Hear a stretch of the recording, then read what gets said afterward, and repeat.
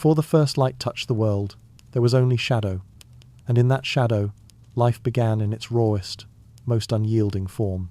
Early humans awoke not to comfort, but to the whisper of the cold wind slicing through the trees and the distant growl of predators stirring in the underbrush. The world was vast, uncharted, and indifferent, yet it was alive with possibilities. Each morning was a negotiation, a silent agreement between the fragile spark of human consciousness and the sprawling, merciless wilderness. They had no kings to command them, no laws to guide them, only instinct, observation, and an unrelenting drive to endure. It was a quiet war waged every sunrise, fought with nothing but wit, courage, and the slow learning of the land's rhythms. In the flickering glow of the first fires, they discovered a fragile triumph over darkness. Smoke curled into the sky, carrying with it the scent of burned wood and warmth, a signal of presence to friend and foe alike.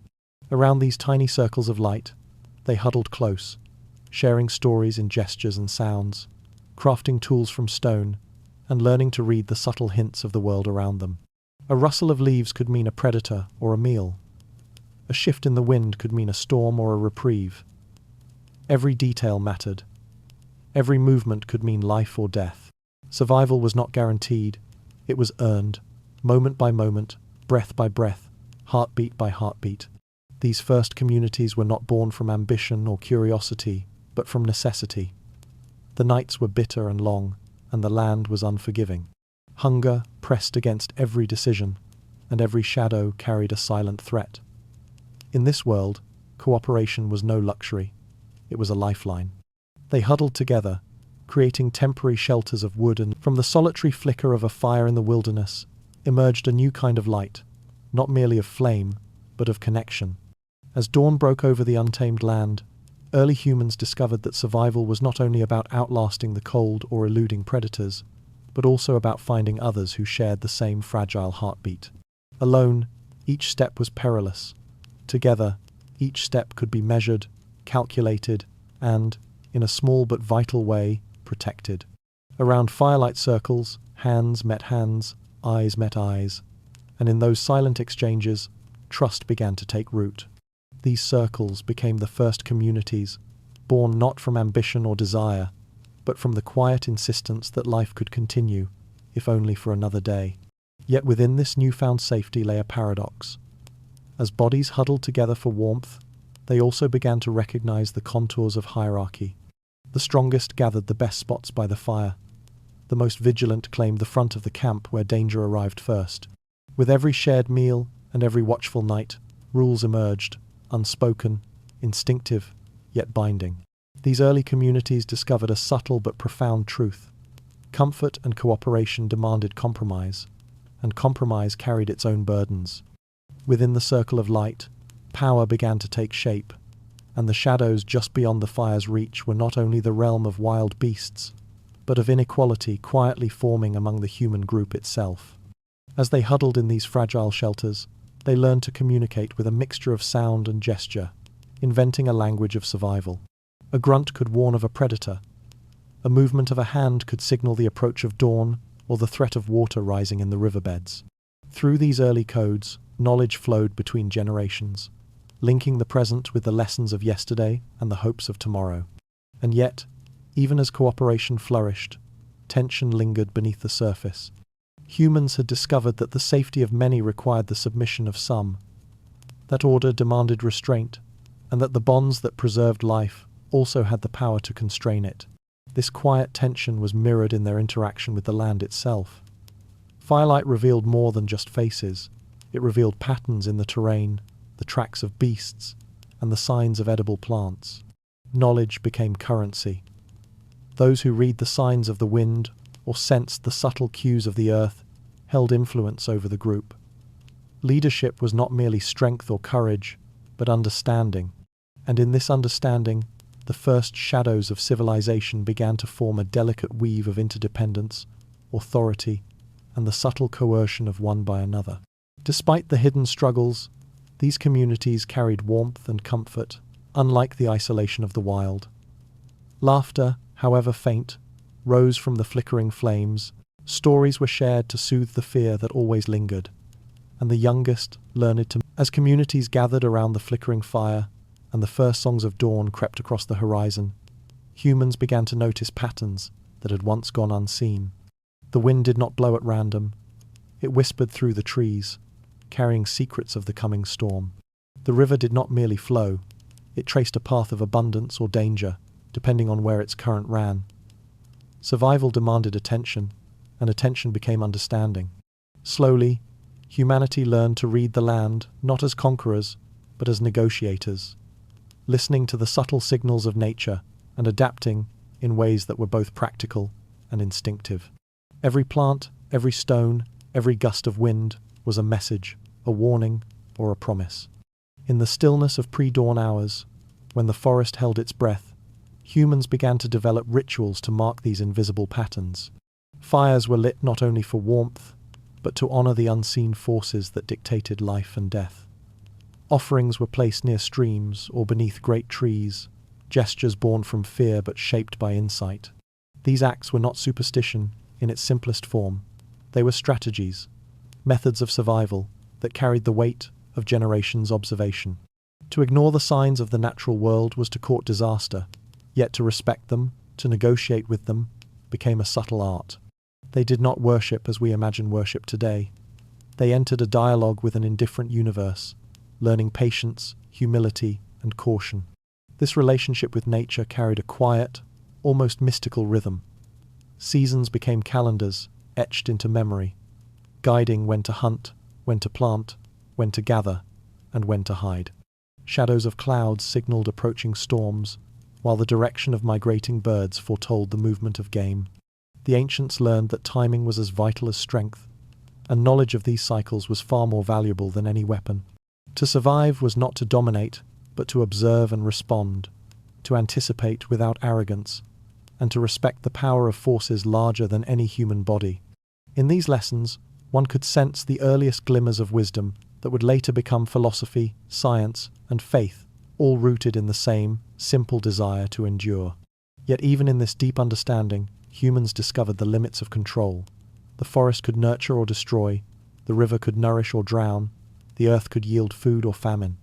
Life was a fragile negotiation, a continuous exchange between risk and reward. And in that negotiation, patterns of power emerged within the human group itself, as those who understood the signs of the land gained influence over others. Knowledge became authority, observation became a tool of leadership, and the line between survival and dominance began to blur. What seemed like reverence to the natural world, the shift from wandering to settling was meant to bring security, yet it introduced a subtle, unrelenting danger that humans had never faced before. Fields replaced forests, and the rhythm of life became tied to the soil and the seasons. At first, this new world seemed generous. Seeds planted in furrows grew into predictable crops, rivers could be diverted, and families could establish homes in fixed places. But the earth, once a partner in survival, revealed a hidden temperament. Droughts arrived without warning, storms obliterated carefully tended fields, and floods swept away both food and hope. Humans had traded the random hazards of the wild for a constant, looming threat from the very ground beneath their feet. Survival had become a negotiation not only with predators and weather, but with the capriciousness of the cultivated land itself. Hunger, once intermittent and immediate, now lingered as a quiet, gnawing presence. A single failed harvest could imperil an entire community.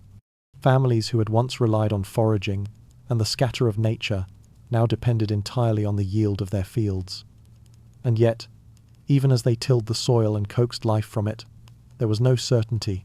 The earth could betray them as suddenly as a predator's pounce. The same hands that planted were the same hands that scraped together roots and nuts when the crops failed. Each day became a calculation, each seed a wager, each season a gamble whose stakes were measured in lives, not comfort. Communities discovered that survival depended not only on labor, but on control.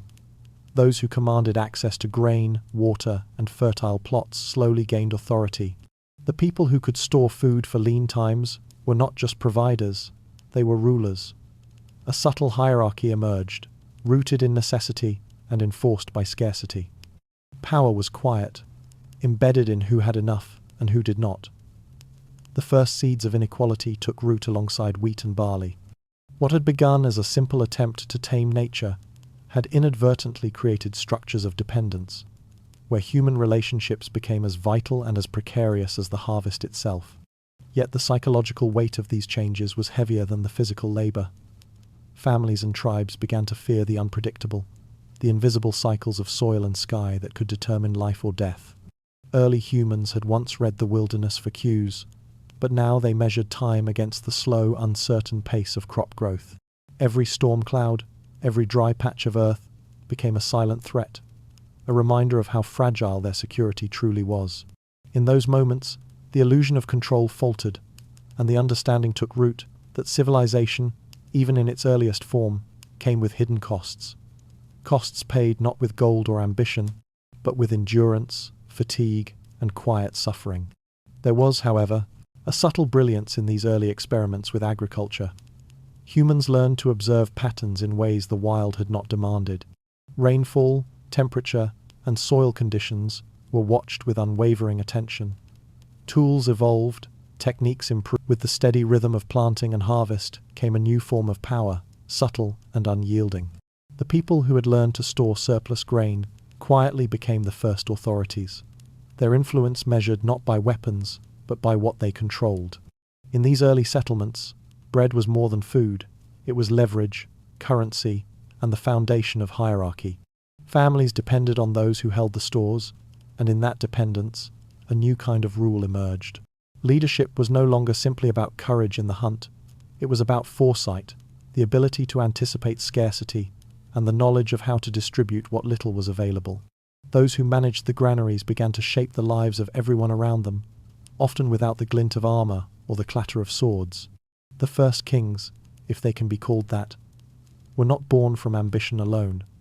They were the invisible architects of necessity. By controlling access to food, water, and fertile plots, they held the quiet power to dictate who lived well and who barely survived. Rituals, traditions, and early forms of law arose to reinforce these hierarchies. Religious and cultural practices often intertwined with practical control, sanctifying what might otherwise have seemed arbitrary. To refuse the authority of those in charge of the grain was not merely dangerous socially, it could be fatal. And yet, this power was subtle, woven into the rhythm of daily life. A glance toward the granary, a nod from the overseer, a whispered suggestion about where to plant or when to hunt all became tools for enforcing obedience without open confrontation. The paradox was striking. Agriculture had promised security, but it had also created dependence, scarcity, and invisible chains. Communities were bound together by shared labor and shared survival, yet the same bonds allowed a few to govern the many. The first empires were built on such quiet control, long before walls, armies, or monumental architecture appeared. The tools of authority were knowledge, foresight, and the careful management of resources. Even in these earliest days, humans began to understand that civilization was a structure as fragile as the crops it relied upon, built on both cooperation and coercion. In these settlements, rituals and religious observances often served dual purposes. They comforted the anxious laborer, explained the unpredictability of the land, and reinforced the authority of those who managed it. Offerings and ceremonies acknowledged forces beyond human understanding, yet they also reminded the community who controlled the stores. As settlements grew, the land that had once seemed boundless began to feel narrower. Fields and granaries expanded, but so did the shadows of those who sought to take them. Early humans, having tamed parts of the earth, discovered a new danger, one born not from storms or beasts, but from each other. Villages fortified themselves with palisades of wood, trenches, and walls of stone. These boundaries were both protective and confining, a paradox etched into the very foundations of civilization. The walls promised safety, yet they also contained fear, control, and the first true sense of restriction within human life. Within these enclosed spaces, society became more structured, more hierarchical, and more dependent on unseen systems of authority. The granaries and firelight that once offered comfort now dictated daily rhythm. Who entered, who guarded, who worked the fields, all decisions were informed by the subtle presence of power. And while the walls kept outsiders at bay, they also confined internal tensions. concentrating jealousy, ambition, and dissent into tighter spaces. Every conflict, every whispered argument, every negotiation over food and labor occurred under the watchful gaze of both nature and human authority.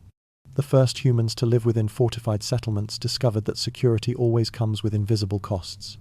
Life inside these walls was a delicate balance between cooperation and coercion.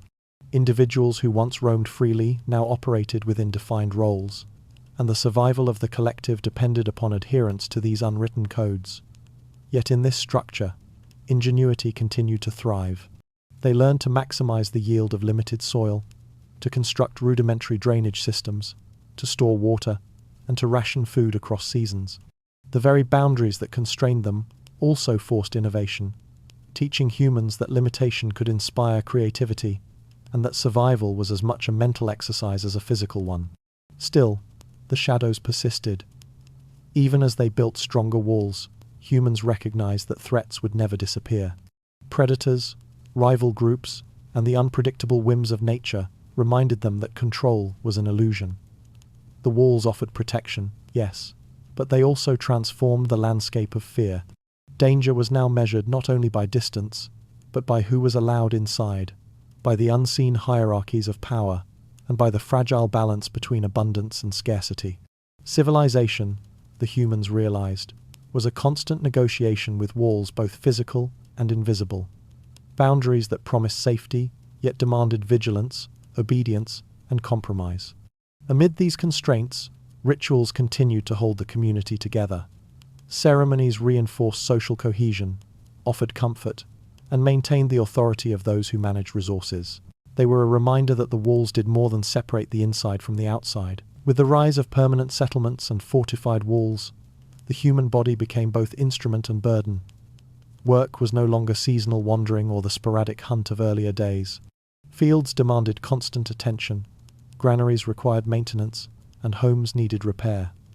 Each dawn brought the weight of labor, and each dusk offered little relief. Muscles grew taut from repetitive toil, backs bent under burdens once unknown, and hands bore the scars of stone, wood, and toil. Life, it seemed, had been exchanged for the rhythm of endless work, and yet, even in the strain, humans discovered a strange resilience, a capacity to endure more than imagination had ever allowed. The toll of this labor was not only physical. The mind, once occupied with the immediate threats of survival in the wilderness, now carried the anxieties of permanence. Crop failures, disease, and scarcity became constant companions. Every task was shadowed by the knowledge that a single miscalculation could ripple through the community, endangering many lives. The first farmers and builders, whether aware or not, bore the weight of collective survival, their actions shaping not only their fate, but the fate of those around them.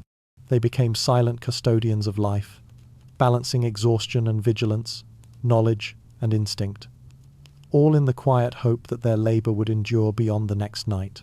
Even the body's victories were tempered by the unseen consequences of civilization. Repetitive movements carved early marks of arthritis into wrists and shoulders. Diets dependent on cultivated grains left deficiencies that roaming ancestors had rarely faced. Children, born into structured settlements, grew up with new patterns of fatigue, their growth shaped by labor, scarcity, and diet. Disease spread more easily in these concentrated spaces, invisible yet devastating, reminding every individual that survival was never fully secure. Civilization had brought continuity, yes, but also a hidden ledger of suffering that was rarely acknowledged and often unseen. Its weight carried silently across generations. The paradox deepened in the interplay between work and reward. The granaries that sustained life also demanded obedience. The fields that provided food required endless toil, and the walls that offered safety contained the pressures of hierarchy and accountability. Labor became both liberation and constraint. It allowed humans to shape their environment, yet it bound them more tightly to routines, expectations, and obligations. Even the comfort of a shared fire came with the understanding that everyone contributed or risked the fragility of the collective. Cooperation and survival intertwined, but so too did stress, fatigue, and subtle forms of control, creating a tapestry of endurance that was invisible to the outside eye. Amid these pressures, Rituals, songs, and quiet celebrations emerged, not merely as entertainment. Progress arrived slowly, almost imperceptibly, yet with every advance, it carried a hidden cost. Fields expanded, settlements grew, and granaries filled, but the human spirit began to feel the strain of constant vigilance and endless toil. The very tools that eased life, plows, irrigation channels, storage systems, also anchored people to routines and responsibilities that had no precedent in the wandering days of their ancestors. Freedom had given way to necessity, and necessity demanded relentless attention. The boundaries of survival were no longer drawn by the reach of predators, but by the unyielding demands of work, expectation, and the rhythms of cultivated land. In this quiet tension, suffering became a silent companion. Physical exhaustion etched itself into faces, calloused hands, and bent backs. Hunger, though less immediate than in the wild, lingered as a low-grade pressure, a constant reminder that failure could come not in a single moment, but over weeks, months, or seasons. Illness, once sporadic, spread more easily within communities, invisible and insidious. Every grain harvested and every tool shaped carried with it not only sustenance, but a shadow of sacrifice, a ledger of effort and consequence that no song or ritual could entirely erase. Survival had become a negotiation not just with nature, but with the structures that humans themselves had created. Hierarchy, too, exacted its own toll. Those who controlled the granaries and the means of production wielded quiet authority, shaping the daily lives of everyone else. Obedience, compliance, and awareness of social standing became as vital as strength or cunning. Even small mistakes, misjudging a planting schedule, mishandling stored grain, failing to follow orders could have repercussions beyond the individual, affecting the entire community. Civilization, in this sense, was a careful balancing act. The labor of the many sustained the authority of the few, while the few ensured the survival of the many. Each advance in comfort came with subtle, invisible debts that humans were compelled to pay. Yet, within these burdens, the mind and spirit discovered patterns and meaning. Communities learned to organize, anticipate, and adapt. Systems emerged for rationing food, sharing water, and dividing labor. These strategies mitigated risk, yet they also reinforced dependence. No one could survive alone. Every innovation, every ritual, every step forward in civilization demanded participation, sacrifice, and awareness of unseen hierarchies. Knowledge and obedience intertwined, forming a complex web of survival that was both liberating and confining. The psychological weight of progress was amplified by the illusions it created. Humans began to measure. As settlements grew, humans discovered an unsettling truth. Comfort was never free. The shelters that protected them from rain and cold demanded constant repair. The granaries that stored food required careful tending, and the very tools that eased labor demanded time, energy, and attention. Every convenience came with hidden obligations, invisible yet relentless. The first humans realized that survival had been exchanged for a new kind of struggle, one defined not by sudden threats, but by the unceasing rhythm of maintenance, vigilance, and responsibility. Comfort had become a chain, binding them to a system that offered safety while quietly demanding obedience. Within these bounds, social structures hardened. Authority was subtle but pervasive. The ones who controlled resources, guided labor, determined schedules, and enforced rules. Compliance was rewarded with stability. Defiance risked exclusion or scarcity. These early hierarchies, born from necessity, created both order and tension. Humans who had once roamed freely now operated within invisible walls of expectation. Even laughter, songs, and stories around the fire carried undertones of social navigation, teaching each individual their place within the collective. Civilization was not only a shield against danger, it was a framework of subtle control, a set of chains disguised as comfort. Yet this system was not devoid of ingenuity or adaptation. Humans learned to negotiate these demands, finding rhythm and pattern in labor, cooperation, and ritual. Festivals and communal tasks offered relief from monotony, embedding resilience into everyday life. The repetition of work, once purely grueling, became a structure around which human memory and skill were organized. Knowledge passed quietly from one generation to the next, and survival became as much about understanding social dynamics as about cultivating crops or tending animals. Each day, humans discovered that the boundaries imposed by comfort also shaped wisdom, patience, and foresight. Still, the psychological cost was undeniable. The security that settlements provided carried with it subtle forms of constraint. Individuals could not ignore duties without consequences, and even minor lapses threatened the collective. Anxiety, exhaustion, and the weight of responsibility became omnipresent, yet invisible to outsiders. The human mind, once free to wander in pursuit of immediate survival, now navigated layers of social and environmental pressures, learning to balance desire with necessity, freedom with obligation. Comfort, it seemed, exacted a toll that was invisible, but no less binding than chains or walls. Paradoxically, these very constraints allowed for the emergence of innovation and strategy. Humans adapted to the limits imposed upon them, devising new tools, organizing labor more efficiently, and creating rudimentary forms of governance. As settlements grew denser and walls enclosed communities, a new and silent threat emerged, one that no sword, wall, or granary could defend against. Disease crept through villages like a whisper, invisible yet inexorable, turning comfort into vulnerability. Humans who had once roamed freely through forests and fields now found themselves trapped in spaces where contagion could spread unnoticed. A cough, a touch, or the proximity of an unwashed hand became the harbingers of unseen suffering. Plagues, once sporadic and scattered, found fertile ground in these concentrated populations, and the very structures built for survival became amplifiers of danger. The first outbreaks were mysterious, terrifying, and unexplainable. Parents watched children fall ill, elders weakened under fever, and families vanished in silence. In the absence of knowledge, explanations took on ritual and superstition. Illness was interpreted as divine punishment, as the wrath of spirits, or as a consequence of failed rituals. Humans sought to negotiate with this invisible enemy, offering sacrifices, chanting incantations, or isolating the afflicted in makeshift spaces. Yet no prayer or ritual could fully halt the spread. The plagues revealed the limits of human control, demonstrating that survival was never guaranteed, even behind walls and within fortified communities. Psychologically, disease imposed a unique burden. It was intangible, unpredictable, and uncontrollable in ways that labor, famine, or even predators had never been. Anxiety, fear, and suspicion became constant companions. Every neighbor could be a carrier, every shared meal a risk, and trust itself was tested. Communities learned to observe subtle signs, sweating, coughing, pallor, fatigue, and to respond with isolation, caution, or avoidance. In this, they developed early strategies of public health, though rudimentary and born of fear rather than understanding.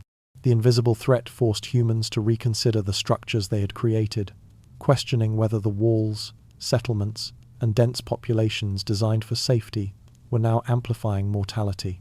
The paradox of progress became painfully clear. Agriculture and permanent settlement had promised abundance, yet they had also introduced conditions for a new enemy. Plagues were not merely biological, they were social, environmental, and architectural. Dense housing, shared water sources, confined livestock, and communal labor all contributed to the spread of illness. Humans, in taming the land and one another, had inadvertently nurtured the conditions for suffering that no effort of individual courage could fully prevent. Survival had become a negotiation not only with nature and authority, but with invisible forces that respected no hierarchy and spared no one. Even amidst fear, humans adapted. Quarantine, rudimentary hygiene, and observation became critical tools. Some communities began to isolate those showing early signs of illness, creating temporary separation spaces, while others experimented with burning contaminated materials. The toil of daily life had already shaped the human body into a machine of endurance, yet now an invisible adversary moved alongside labor itself. Disease and exhaustion intertwined, creating a web of suffering that few could escape. Fields demanded relentless attention, granaries required constant maintenance, and homes were never truly secure. Every task carried not only the weight of physical effort, but also the lurking risk of illness. Sweat-soaked hands, strained muscles, and fevered brows became symbols of survival, yet they also revealed vulnerability. The labor that ensured life simultaneously exposed it to silent killers, unseen yet potent, shaping communities in ways more profound than the sharpest blade or fiercest predator ever could. In crowded settlements, plagues found fertile ground.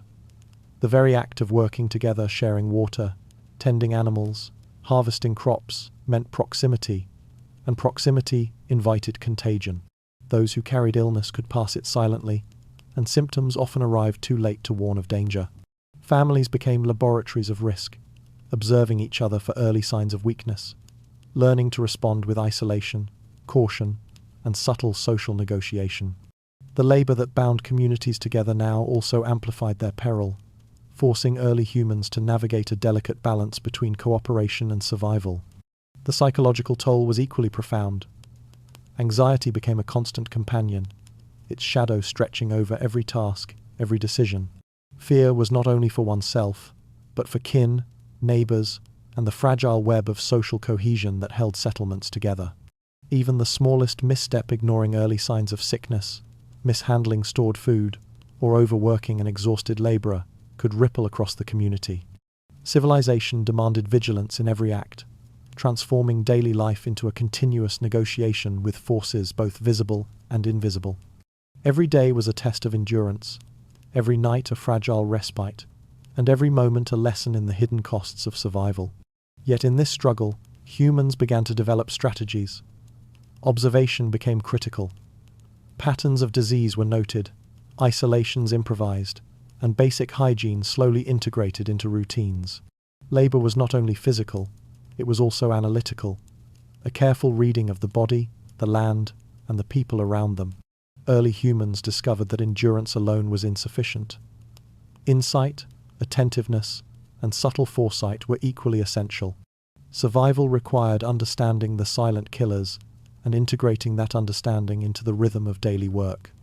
This interplay between labor and disease created a paradoxical form of progress. Communities that adapted, survived, and grew stronger, but at the cost of increase. As settlements matured, the very structures designed to protect humanity began to reveal a quiet vulnerability. Walls, built to keep danger at bay, now enclosed not only safety but also the inevitable decay of life within. Mortality, sickness, and the slow erosion of health moved silently among the inhabitants, shaping existence in ways both visible and invisible. The same spaces that promised security also magnified vulnerability, concentrating illness, exhaustion, and social tension. Within these fortified boundaries, the rhythms of daily life carried a subtle but persistent shadow, the awareness that safety came at a cost, and that the structures humans built were never invulnerable to time, disease, or human frailty. The granaries, meticulously filled with the bounty of labor, could not protect against spoilage, infestation, or mismanagement. Stored grain attracted pests that carried their own dangers, while fermentation and mold turned sustenance into hazard. Humans learned, slowly and painfully, that preservation required constant vigilance. One neglected corner, one misjudged season, could ripple through the community, bringing scarcity and suffering to every household. Labor, once a tool for survival, had become an endless cycle of maintenance, vigilance, and subtle anxiety, entwining progress with fragility. Inside the walls, disease and exhaustion were amplified by human proximity. Illness moved quickly through crowded homes and shared water sources, striking indiscriminately. The young and old were especially vulnerable, and families were forced to watch helplessly as life slipped away.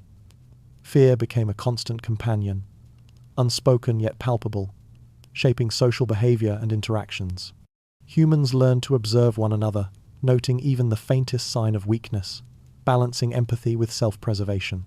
Life within walls was simultaneously more secure and more perilous, as the very structures meant to protect had intensified the impact of decay. Psychologically, these pressures reshaped communities.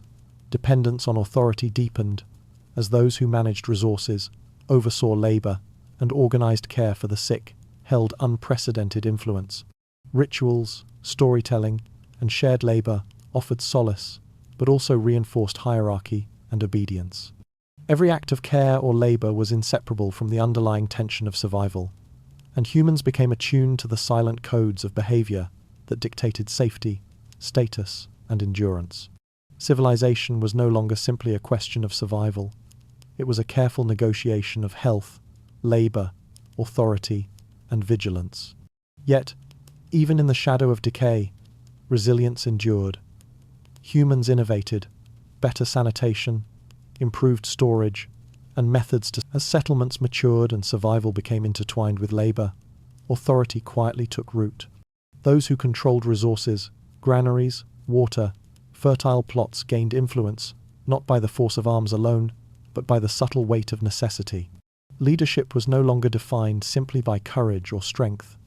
It was measured by foresight, judgment, and the ability to navigate the intricate demands of life within walls. Every decision carried consequences for the survival of many, and those who commanded resources became silent arbiters of life and death, their shadows stretching over every hearth, every field, every laborer. The early leaders understood the delicate balance between power and fear. They did not need to strike with swords. The mere knowledge that they could withhold sustenance, labor, or protection was enough to maintain order. Authority became embedded in routine, ritual, and observation, woven seamlessly into the rhythm of daily life. Humans learned to respect, obey, and sometimes fear those who managed their security, not always fully understanding the mechanisms of control. Power became subtle, omnipresent, and often invisible, exerting influence through necessity and dependency rather than overt coercion. Within this framework, the shadow of hierarchy extended beyond survival itself. Social roles were reinforced, not only to organize labor, but to ensure compliance with emerging norms. Those at the center of influence wielded knowledge as a tool, shaping rituals, narratives, and traditions that guided behavior. Even small acts, decisions about who harvested when, who stored grain, or who performed certain duties carried profound implications. Life in these settlements was a constant negotiation with authority, yet the presence of leaders offered both guidance and reassurance. In the shadows cast by power, communities learned to balance fear with trust, obedience with initiative, and dependence with survival. The psychological impact of early leadership was profound. Humans became acutely aware of their place within the social web. Observation sharpened, subtle cues were interpreted, and behavior was continuously adjusted to align with expectations. Mistakes could be costly, not only physically but socially, as the cohesion of the group depended on compliance. Yet, even as authority imposed limits, it also enabled collective action, coordination, and innovation. Leaders were both the unseen hand that guided survival and the mirror reflecting the burdens of communal existence. Without them, the fragile balance of labor, laborers, and resources would collapse. Yet with them, life carried the constant shadow of obligation and scrutiny. The paradox of leadership was striking. It offered both protection and constraint. While communities depended on guidance to survive the perils of labor within the walls of early settlements, fear became as tangible a force as labor, water, or fire. It was quiet, omnipresent, and skillfully woven into the fabric of daily life. Leaders, whether aware of it or not, discovered that fear could guide behavior more effectively than reward alone. A glance at a granary, a whispered warning, or the subtle display of control over resources was enough to shape the actions of the many. Fear became an invisible mechanism of order, silently enforcing compliance while leaving space for initiative, cooperation, and innovation to flourish. This fear was not simply terror, it was anticipation, a constant awareness that mistakes could have consequences, that scarcity and danger were never far away.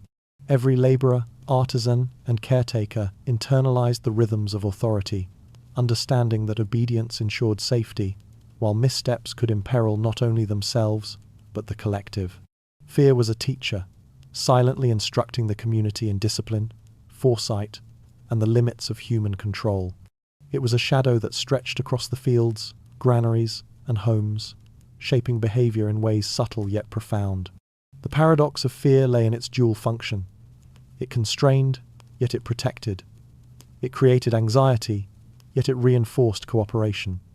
Those who held authority harnessed it to maintain order, but it also allowed communities to anticipate danger, respond to threats, and survive in environments where one error could be fatal. Fear became both instrument and consequence of civilization, intertwined with labor, hierarchy, and survival. Humans learned that to endure, they needed not only strength and skill, but vigilance and awareness, and that the invisible hand of fear was as important as the tangible tools of work. Even rituals and shared observances carried traces of this subtle force. Ceremonies reminded the community of rules, reinforced the authority of leaders, and reinforced social cohesion.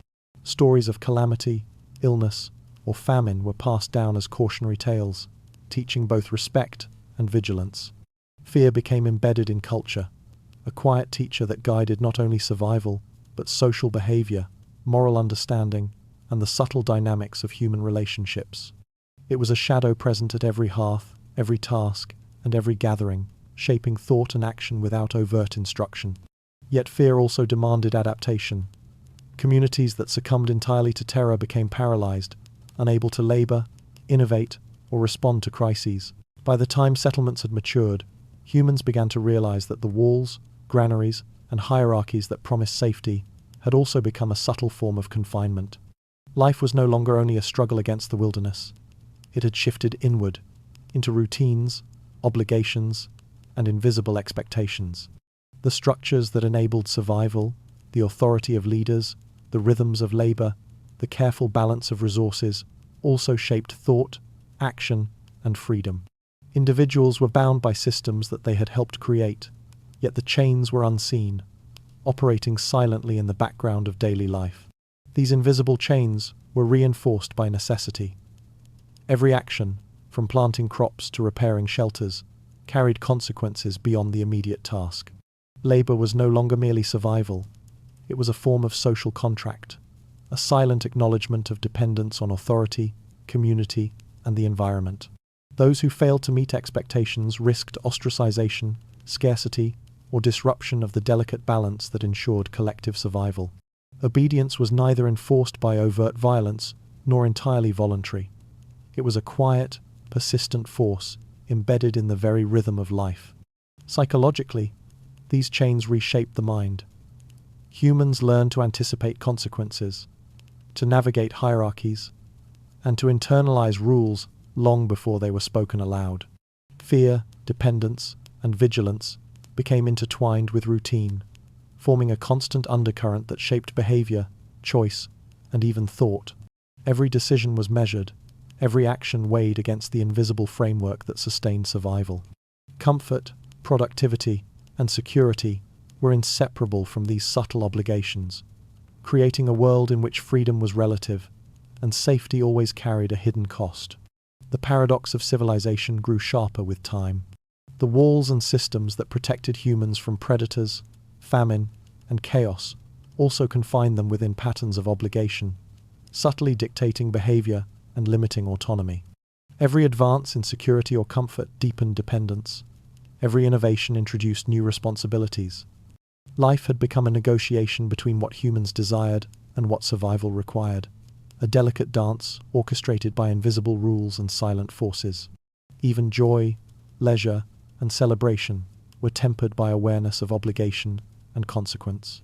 Yet, in these constraints, humans discovered resilience and creativity.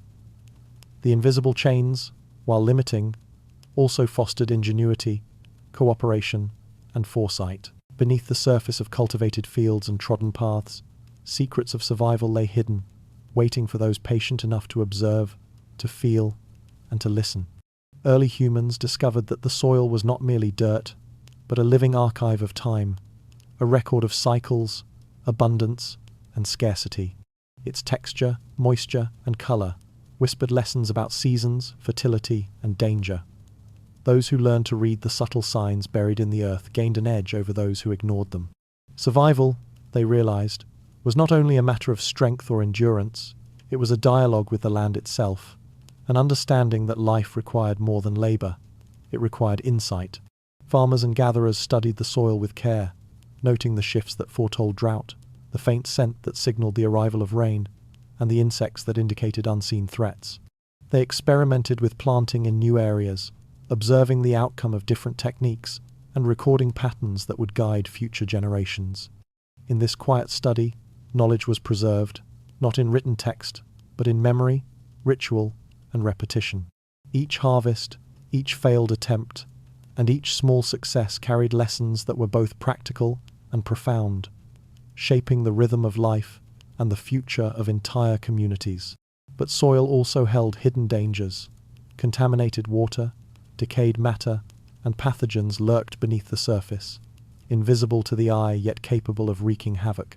Early humans learned to observe, to detect, and to avoid, transforming potential threats into lessons.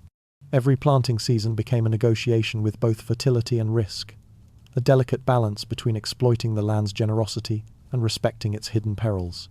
The earth, generous yet unpredictable, demanded patience, attention, and humility, teaching a quiet form of wisdom that could not be rushed or ignored. The subtle intelligence embedded in the soil shaped not only survival but culture. Rituals often mirrored agricultural cycles, linking work with celebration, sacrifice, and observation.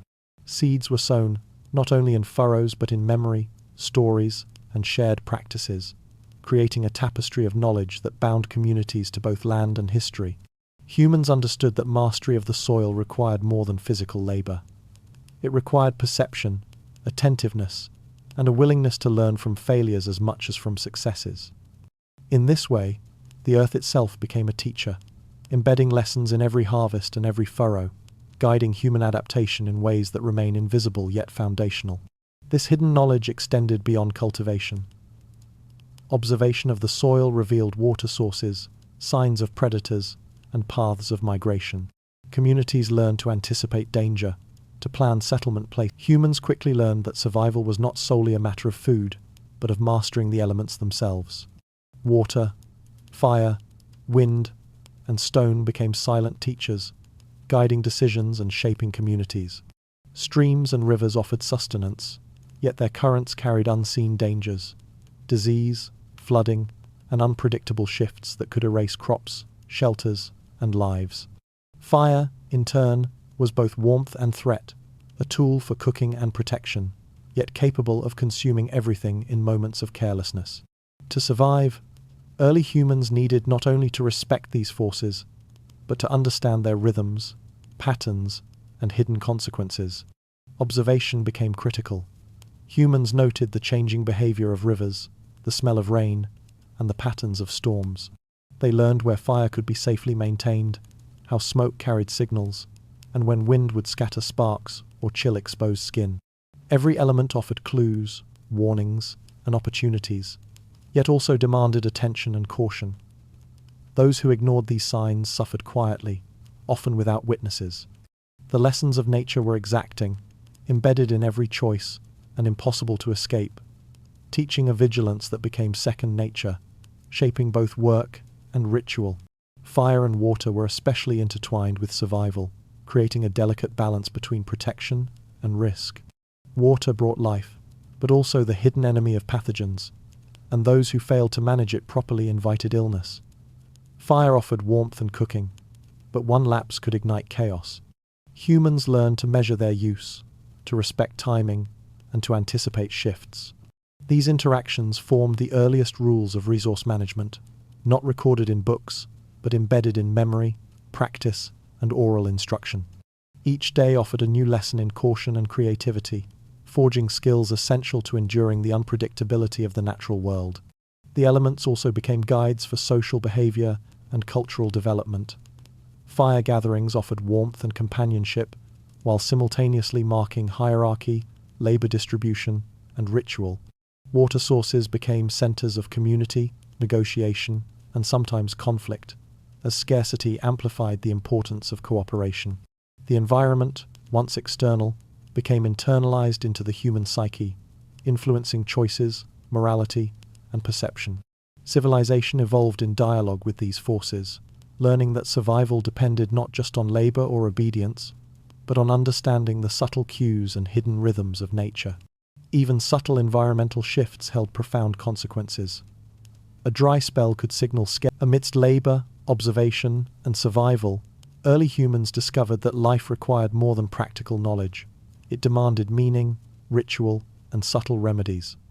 Illness, scarcity, and danger could not always be explained or controlled, and in this uncertainty, humans turned to patterns of action, gestures, and tradition. They began to develop rituals, practices that intertwined observation, labor, and belief. These rituals were not merely ceremonial, they encoded knowledge, taught caution, and structured life in ways both practical and mystical. From the simplest gestures of respect toward the soil to elaborate ceremonies around fire and water, early humans sought to align themselves with forces they could neither see nor command. Ritual became a map for navigating uncertainty, providing guidance in moments of danger, illness, or loss. Each act, whether a chant, offering, or repetitive motion, reinforced social cohesion, distributed responsibility, and embedded knowledge in memory. Communities learned that meaning and survival were inseparable, and that ritual offered both psychological comfort and practical instruction for enduring the unknown. Remedies emerged alongside these practices. Plants, roots, and minerals were observed for their effects on the body, their patterns recorded in practice and oral instruction. Some treatments were effective, others symbolic, yet all carried lessons about observation, experimentation, and attentiveness. A leaf that soothed a fever or a poultice that stilled pain became part of a hidden library of knowledge, passed down quietly through generations. Remedies were never purely mechanical. They were integrated with ritual, timing, and attention, teaching humans that healing required both action and understanding. The intertwining of ritual and remedy also reinforced social structures. Certain individuals, healers, elders, or ritual specialists gained influence through knowledge of patterns invisible to the untrained eye. Their guidance shaped labor, timing, and even settlement decisions, reflecting an early form of authority rooted in observation, experience, and subtle power. Communities learned to trust these guides, understanding that their knowledge could tip the balance between life and death. In this way, survival was inseparable from wisdom, and wisdom was inseparable from the subtle interplay of practice, ritual, and care.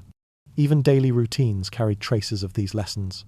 The timing of planting, the preparation of food, the storage of water, and the tending of fire all became ritualized, blending practicality with meaning. As settlements expanded and labor became structured, scarcity began to reveal its subtle yet relentless power. Food, water, and essential resources were no longer abundant or free. They were measured, rationed, and fought over. Even a modest drought, an untimely frost, or the sudden illness of key laborers could transform ordinary life into a trial of endurance. Scarcity did not always announce itself with drama.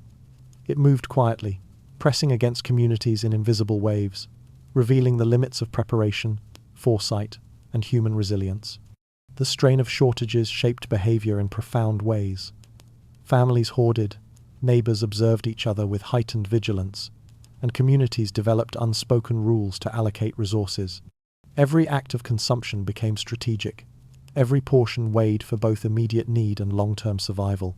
Humans learned that scarcity was not simply a material challenge, it was psychological, forcing awareness, discipline, and sometimes ruthless prioritization. The balance between generosity and self-preservation became a daily negotiation, one that tested relationships, loyalty, and the cohesion of the settlement. Even small imbalances magnified tension. A granary partially spoiled, a stream that ran shallow, or a field yielding less than expected could ripple across the community, impacting labor, hierarchy, and trust. The once unseen structures of authority were suddenly thrust into focus, as those who controlled resources determined who would eat, who would labor, and who might endure hardship.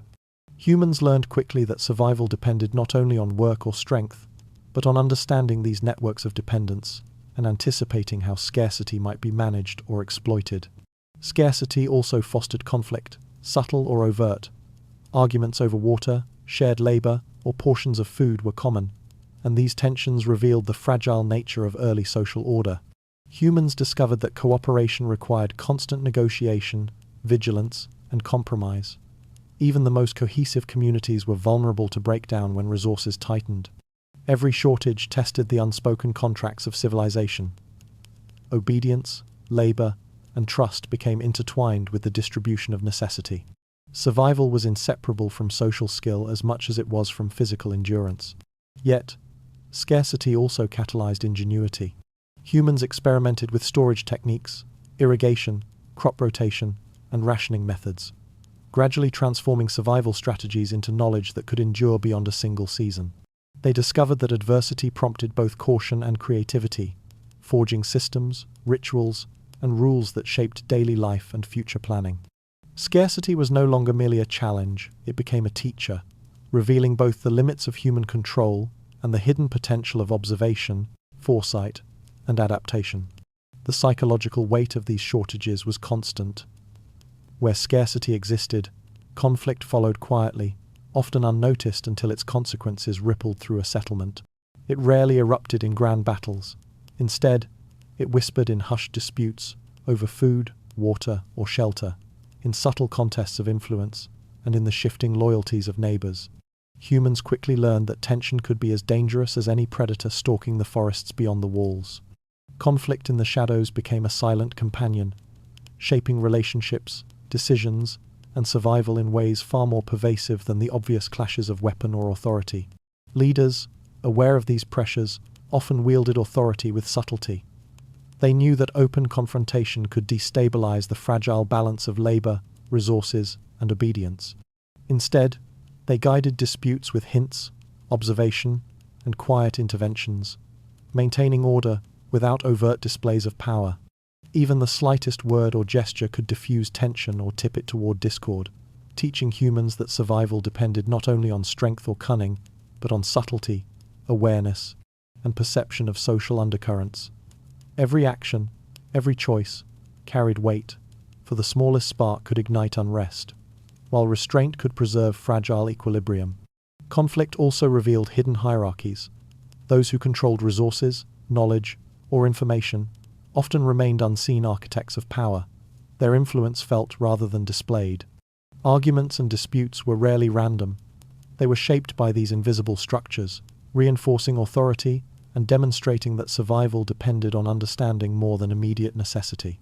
Humans internalized the lesson that every choice was mediated by networks of dependence, observation, and hierarchy, and that navigating these silent forces could mean the difference between security and danger. The psychological toll was profound. Living amidst potential conflict, sharpened perception, heightened vigilance, and demanded constant negotiation. Humans became adept at reading subtle cues, the tone of a voice, a glance, a gesture, or the placement of tools and supplies. Social intelligence became as crucial as physical strength, and the ability to anticipate friction and mitigate tension was central to survival. Conflict was rarely dramatic, yet its omnipresence shaped decision-making, planning, and behavior, embedding awareness into the rhythm of daily life. Yet, conflict, amid the pressures of scarcity and the quiet tension of conflict, humans discovered that survival was never accidental. It was earned through adaptation and strategy.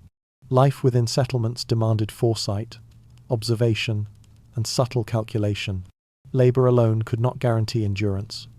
Those who thrived were the ones who understood the patterns of scarcity, the invisible chains of authority, and the silent currents of tension among neighbors. Adaptation became a skill honed through necessity, a constant negotiation with both the environment and the human web surrounding it. Early communities began to experiment with solutions. Crops were rotated to preserve soil fertility, water sources carefully managed, and storage systems improved to extend the life of scarce resources.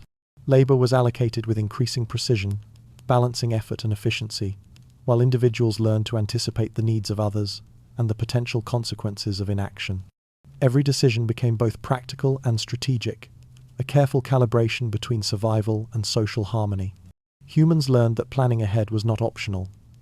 It was a requirement, for the rhythms of nature and the dynamics of human behavior were unforgiving.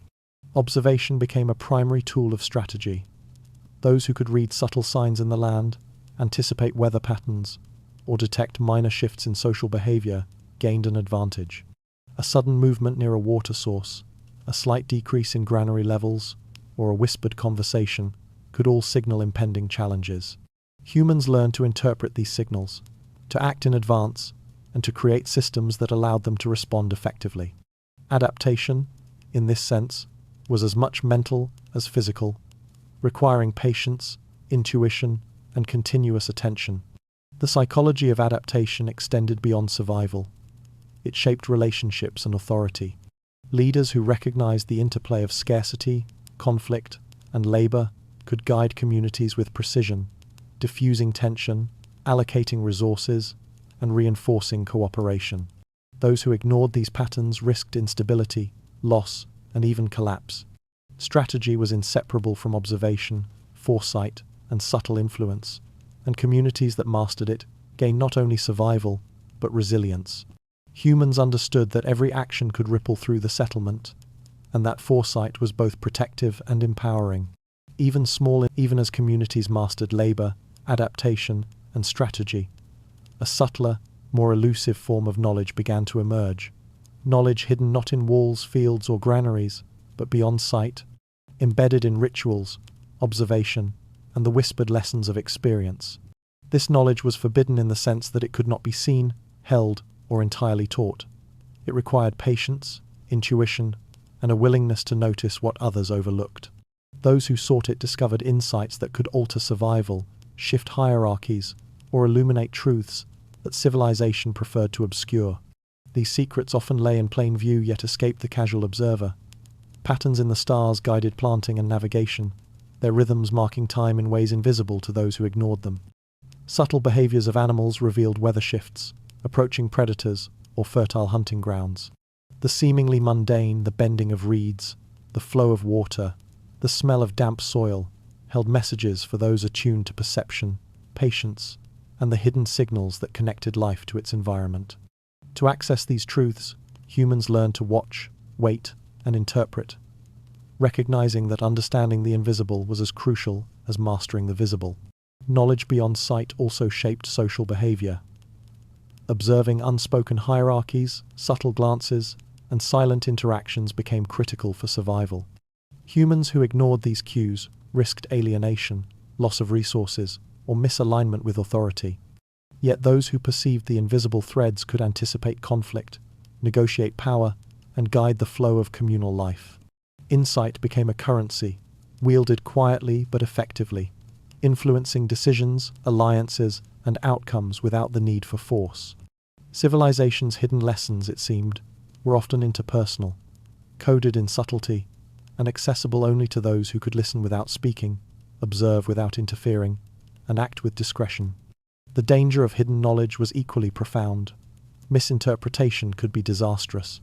Mistaking an animal's behavior, a celestial pattern, or a whispered signal for something it was not could lead to famine, illness, or death. Yet curiosity demanded risk. The pursuit of forbidden insights required courage, attentiveness, and a willingness to challenge the obvious. Humans who navigated this invisible landscape discovered that survival was inseparable from perception, and that every day offered new lessons for those willing to see beyond the surface. Secrets beyond sight were also entwined with ritual and belief. Ceremonies, chants, and repetitive actions encoded observations that could not be otherwise recorded. Timing, gesture, and placement conveyed wisdom across generations, preserving knowledge in symbolic form. To the uninitiated, these acts seemed meaningless or superstitious, but those attuned understood that they held practical, strategic, and often life-saving guidance. Ritual became a bridge between what could be perceived and what lay beyond direct comprehension, linking human effort to the rhythms and secrets of the natural world. Even within labor, observation, in the quiet corners of settlements, far from the prying eyes of laborers or the casual observer, rituals quietly shaped the rhythm of life.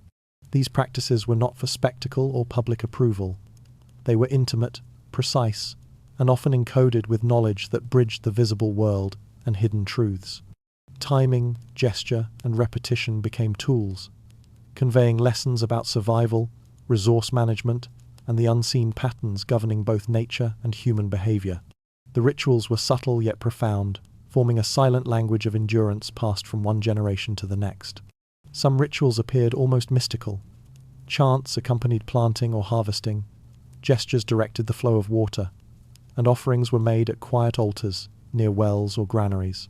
To the untrained eye, These actions seemed symbolic, superstitious, or quaint. Yet to those who understood their hidden logic, they were precise instruments of survival. Every motion, every chant, every careful placement of an object reinforced patterns of observation, ensured the correct timing of labor, and transmitted knowledge that could save lives. These were practices born not of faith alone, but of necessity, blending intuition, experience, and attention to detail. Rituals also served as repositories of social knowledge. The timing of ceremonies could signal shifts in hierarchy, convey unspoken warnings, or reinforce subtle chains of authority. They were a form of communication, invisible to the uninitiated but crucial for maintaining balance within the community. Observers learned to recognize cues, interpret gestures, and act with awareness of the broader consequences. In this way, rituals encoded both practical and social intelligence, blending survival and governance into acts that seemed mysterious, yet were entirely functional. The power of these hidden practices extended to health and protection. Remedies were often integrated with ritual, ensuring proper preparation, timing, and application. Knowledge of herbs, poultices, and treatments was paired with chants or sequences of motion that guided both the practitioner and patient. These practices reinforced memory, structure, and care, ensuring that the lessons of survival were not lost, even as generations passed. Humans discovered that combining observation, ritual, and repetition created a resilient system of knowledge, one that operated quietly yet effectively across time. Rituals of the hidden also provided psychological stability. The unpredictable world outside storms, disease, and scarcity was met with patterns of action that offered control and predictability. Even small, repeated gestures reminded humans of their agency, their connection to both natural and social forces, and their role within a delicate system of interdependence. In the flickering glow of firelight, rituals became both comfort and guidance, teaching the body, mind, and beyond the fires and fields, humans learned that the natural world held truths that were both essential and dangerous, knowledge that could not be shared openly without consequence. Rivers, forests, and winds carried patterns that only the attentive could discern, and these patterns often revealed information society preferred to ignore: where disease would strike, which lands would fail, and which predators stalked the margins of safety. To observe these truths was to touch a forbidden layer of existence, a dimension that required humility, patience, and the willingness to confront what many feared to acknowledge. Early humans recognized that survival depended on engaging with the invisible rules of nature. Seasons were not merely markers of time, but indicators of abundance, scarcity, and peril. Changes in animal migration, subtle shifts in vegetation, or the behavior of insects often signaled storms, droughts, or fertile soil. Those who ignored these signs risked misfortune, yet those who could interpret them gained insight that extended beyond the immediate day, weaving foresight into the fabric of life. Nature's secrets were not given freely. They had to be earned through careful observation, risk, and often personal trial. This forbidden knowledge extended to human health as well. Plants and minerals, long used in remedies, carried warnings and instructions hidden within their patterns. Some could heal, others could harm, and the line between life and death was narrow. Observation, ritual, and intuition combined to distinguish the useful from the dangerous, and only the careful, attentive few could navigate this precarious terrain. Knowledge of natural forces became a kind of invisible power, quietly influencing decisions, hierarchy, and survival. Humans discovered that understanding the subtle, hidden cues of nature could be as decisive as strength or skill in enduring life's uncertainties. The danger of such knowledge lay not only in its potential misuse, but in the vulnerability it revealed. Those who mastered these secrets often found themselves separated, alone with awareness that the uninitiated could neither perceive nor respect. Yet this isolation also brought authority, insight, and foresight. They became the custodians of survival, understanding dangers and opportunities invisible to others. The natural world was no longer a passive backdrop. It became a living archive of hidden rules, guiding action, influencing strategy, and shaping human culture in ways that would echo for generations. Humans also discovered that as settlements matured and knowledge of survival deepened, humans discovered that endurance alone was not enough. the organization of people became a subtle yet powerful force. Authority emerged, not always declared, but woven into the fabric of daily life. Walls, granaries, fire circles, and ritual spaces were not only functional, they were statements of control, silent architectures that shaped behavior, defined roles, and enforced obedience without overt coercion. Civilization, it seemed, was as much an invisible design as it was a collection of shelters and labor. Authority often began quietly, through observation and influence.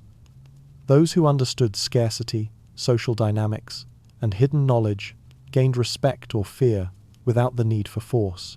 They guided decisions, mediated disputes, and controlled access to essential resources. Their power was subtle, yet absolute, a reflection of the community's dependence on insight, foresight, and skill. Humans quickly learned that survival was inseparable from social intelligence, and that those who failed to recognize these patterns risked marginalization, hardship, or outright danger.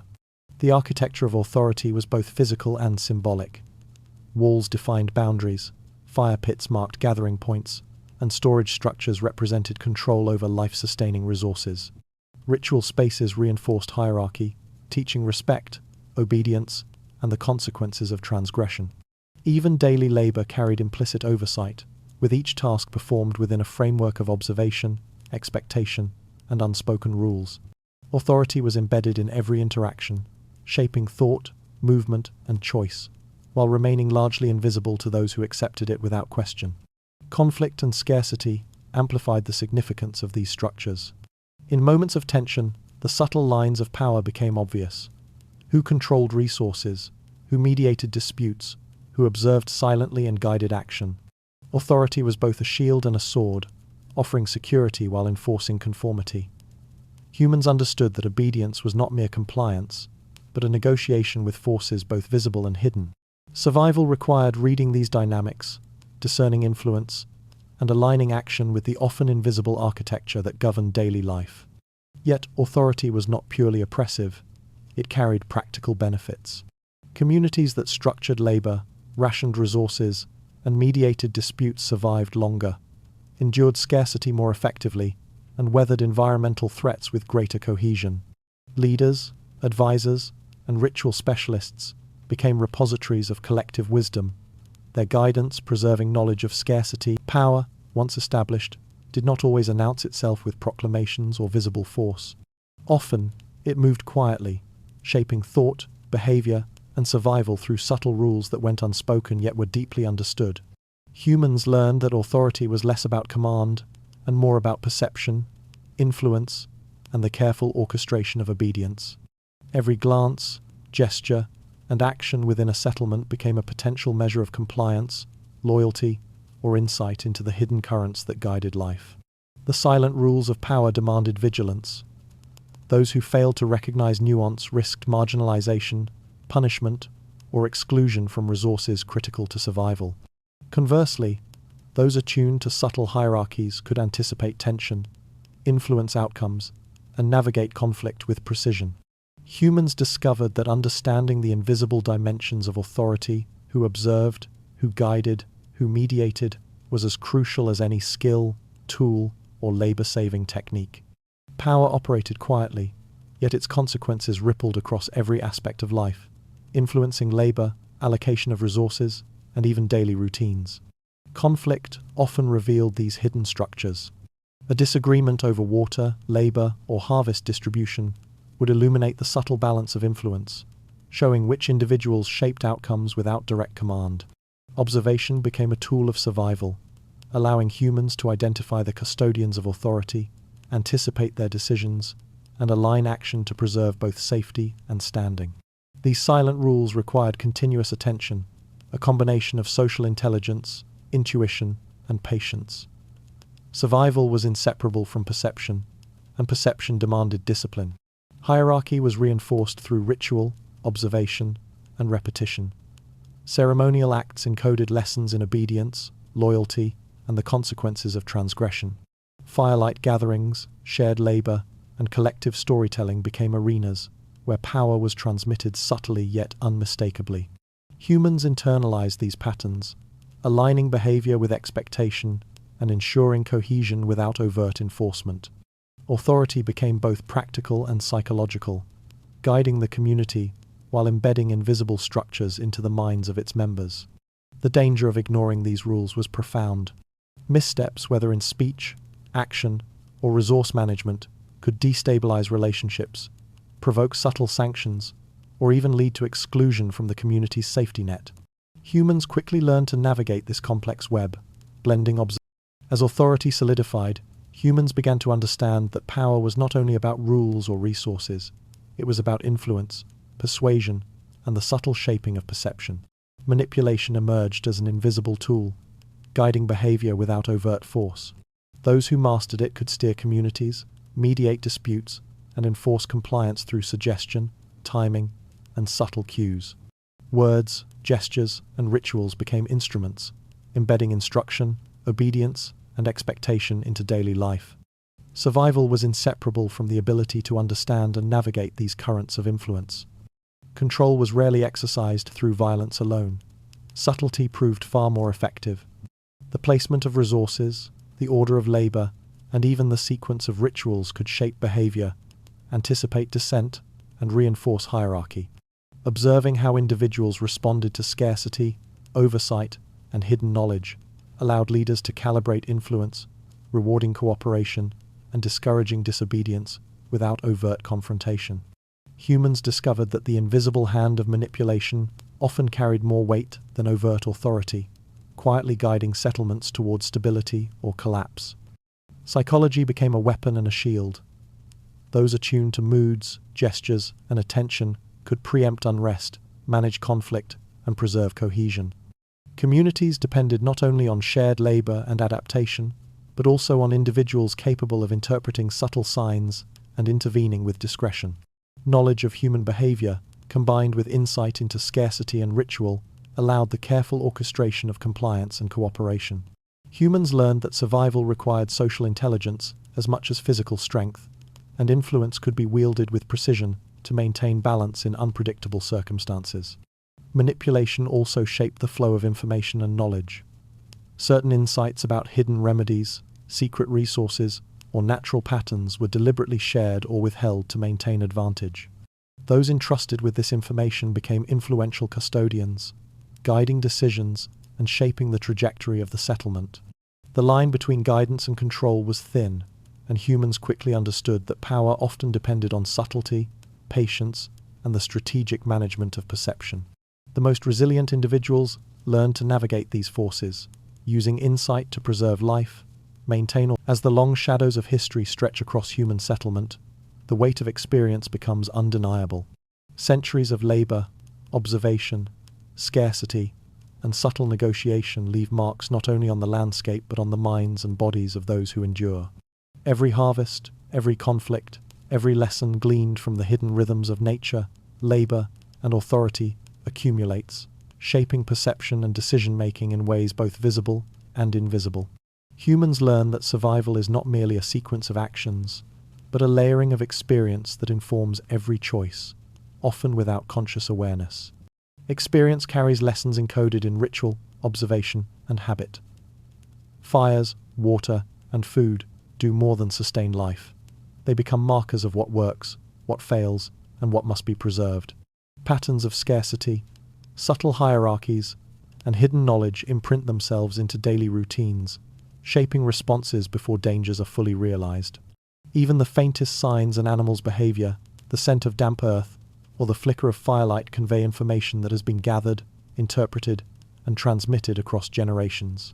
Humans come to understand that the world is alive with lessons, and that the attentive can glean survival strategies hidden from those who act blindly. The psychological dimension of experience is profound. Individuals internalize lessons about trust, conflict, scarcity, and cooperation, carrying them like silent guides through daily life. They learn to anticipate tension, perceive opportunity, and navigate unseen currents of influence. Knowledge becomes embodied, intuitive, and often invisible, yet its impact shapes outcomes, relationships, and survival.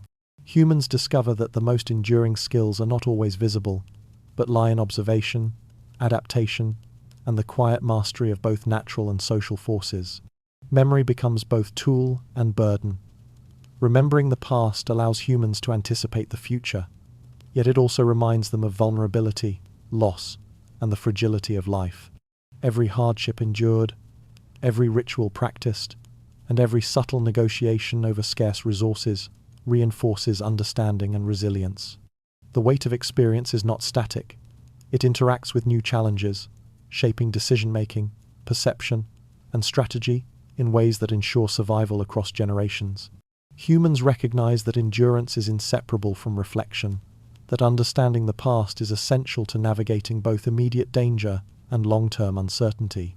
Experience also shapes perception of time. Seasons, labor cycles, and generational shifts intertwine, creating a rhythm that guides planning and expectation. Humans learn to anticipate scarcity, and much of what ensured survival was never written, declared, or loudly celebrated. The most vital lessons were carried in silence, encoded in gestures, routines, observation, and the quiet rhythms of life. Humans learn to listen not only to words, but to pauses, glances, and the subtle movements that conveyed meaning beyond speech. Knowledge was often hidden, its potency preserved precisely because it was unspoken, accessible only to those patient enough to observe and discerning enough to interpret. These silent lessons were woven into daily life. Fire tended with care, water drawn and stored methodically, and fields planted according to imperceptible cues became carriers of wisdom. The placement of tools, the sequence of labor, or even the order of meals reinforced principles of efficiency, foresight, and cooperation. To outsiders, these actions seemed ordinary, yet each was a vessel for generations of insight, preserved and transmitted without fanfare. Humans internalized these patterns, their minds absorbing rules and strategies before they could be articulated, preparing them for challenges unseen. Silence also carried moral and social instruction. Observing hierarchies, respecting authority, and negotiating subtle conflicts were not always explicitly taught. Individuals absorbed the rhythms of influence, learning when to act, when to defer, and when to intervene. These lessons were often invisible yet decisive, shaping behavior in ways that ensured both individual safety and community cohesion. The quiet mastery of social currents became a crucial form of survival, as essential as knowledge of crops, water, or fire. The value of silence extended to hidden knowledge of nature. Observing subtle signs, the bending of reeds, the movement of clouds, or the behavior of animals conveyed warnings and guidance without words. Humans learned that the world spoke in patterns, and that understanding these patterns required patience, focus, and the willingness to accept lessons in quiet observation.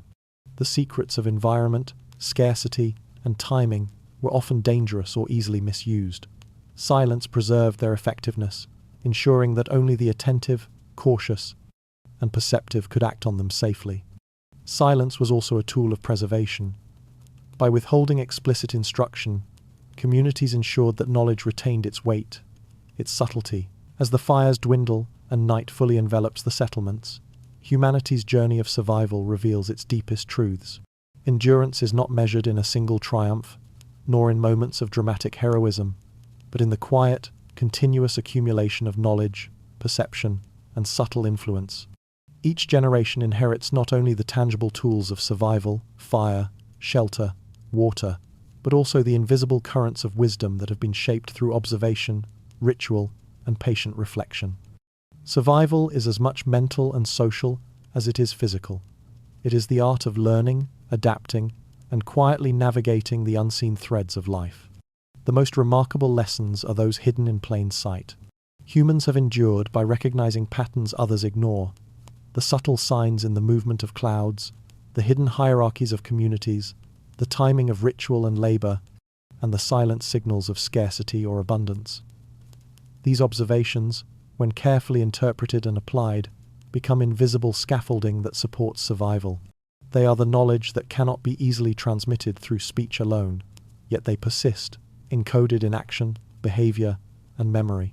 Humans learn to listen to the world with attention, patience, and humility, understanding that life itself is a teacher whose lessons are often whispered rather than shouted. Endurance also requires adaptability. The challenges of nature, scarcity, and social tension are never static. Rivers change course, seasons vary, and human relationships shift unpredictably. Those who endure are not the strongest in isolation, but the ones who observe, anticipate, and adjust. Every ritual, every silent observation, every subtle negotiation contributes to a form of intelligence that is cumulative and enduring. Humans discover that survival is not merely reacting to danger, but creating systems of resilience through careful attention to the seen and unseen, the spoken and unspoken. Reflection deepens this endurance. Humans internalize lessons of scarcity, conflict, ritual, and authority, creating an archive of insight within the mind and body. Memory becomes more than recollection. It becomes strategy, intuition, and foresight. Observers become guides, subtle influencers, and custodians of hidden knowledge. By reflecting on past hardships and triumphs, humans develop a sensitivity to patterns that may seem invisible, yet shape outcomes in profound ways. Endurance is not only an individual skill, but a collective inheritance, passed silently through generations of careful observation and disciplined action. Even in the stillness of night, the interplay of visible and invisible forces continues to shape life. Authority, labor, ritual, and hidden knowledge converge in subtle harmonies, preserving cohesion, guiding decision-making, and sustaining the fragile balance between survival and